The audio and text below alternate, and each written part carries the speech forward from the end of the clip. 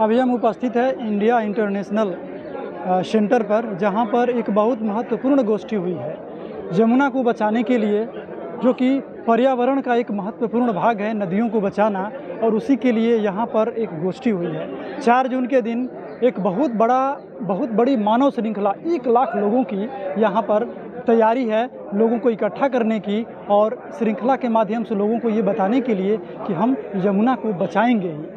आज हमारे बीच उपस्थित हैं राजकुमार भाटिया जी, जो इसमें बहुत महत्वपूर्ण योगदान दे रहे हैं लोगों को इकट्ठा करने में, लोगों को बताने में कि ये कितना महत्वपूर्ण कार्यक्रम है। तो हम चाहेंगे कि आप हमको ये बताएं कि ये कार्यक्रम कितना महत्वपूर्ण है यहाँ के लोगों के लिए। देखिए, इतिहास उठा के देखिए, शास्त्र उठा कर देखिए, सभ्यताएं जो हैं वो यमुना नदियों के किनारे ही विकसित हुई। जहाँ नदियाँ नहीं थी वहाँ सभ्यताएं खंडित भी हो गई और विकसित भी नहीं हो पाई। दिल्ली यमुना नदी के किनारे बसी हुई है, और शास्त्र विदिता महाभारत काल से यमुना के किनारे जातमसर नाम का तीर्थ हुआ करता था, जहाँ पर आज निगमबोध घाट और प्राचीन हनुमान मंदिर है। ये जातमसर तीर्थ था, और इसी तीर्थ को भगवान श्री कृष्ण ने महत्व देते हुए युधिष्ठिर जी को कहा कि आप अपनी राजधानी इंद्रप्रस्थ यहाँ पर बनाइए।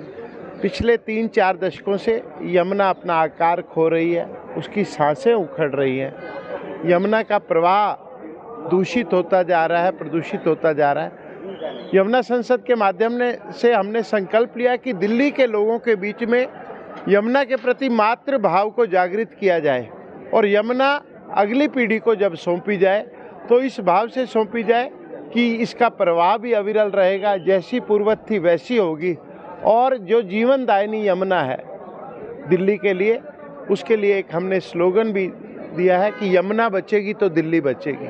4 जून को अपनी माता के प्रति उस भाव को जागृत करने के लिए हम कहते तो यमुना मैया है, लेकिन मैया को इस प्रकार छोड़ रखा है जैसे वृद्ध आश्रम में हम अपनी माँ को छोड़ आए हैं और उसका पता नहीं कर रहे हैं। तो सभी लोग एकत्रित होंगे, हर समाज, हर पंथ, हर संप्रदाय से सभी लोग सामाजिक यज्ञ में 4 जून को एकत्रित होंगे। यमुना किनारे 22 किलोमीटर के स्ट्रेच पर हम 8 पॉइंट पर, सबसे पहले वजीराबाद, उसके बाद ओल्ड उस्मानपुर, पुराना लोहे का पुल, Geeta colony, ITO, Nizamuddin, DND, और उसके बाद कालंदी कुंज पर 8 पॉइंट पर 1 लाख लोग एकत्रित होकर मानव श्रृंखला बनाएंगे।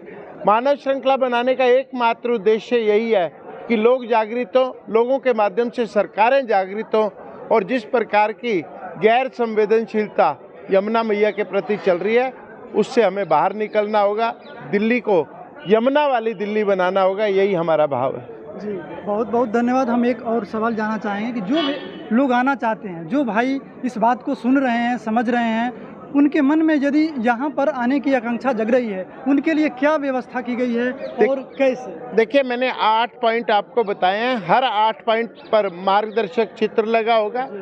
4 जून प्रातः 6:30 बजे है। 8 पॉइंट पर मार्गदर्शक साइन लगे होंगे, हमारी टीम के लोग वहाँ पर मौजूद होंगे, और पूरी की पूरी व्यवस्था जो है यमुना संसद के माध्यम से वहाँ पर होगी।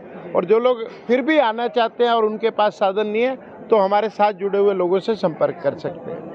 आप संपर्क करें, इस अभियान में जुड़ करके आप भी बहुत बड़ा योगदान दे सकते हैं। आप एक मिल करके 1 लाख नहीं, कई लाख लोगों की संख्या इकट्ठा कर सकते हैं। इसमें आपका भी बहुत बड़ा योगदान हो सकता है। गायत्री परिवार के माध्यम से हम आप सभी को भी निवेदन करते हैं कि आप सभी उपस्थित हों। हम बहुत बहुत धन्यवाद देते हैं भाटिया जी को, रविशंकर तिवारी जी को, जिन्होंने बहुत बड़ा पुरुषार्थ किया है इस कार्यक्रम को सफल बनाने के लिए। आप सभी को बहुत बहुत धन्यवाद।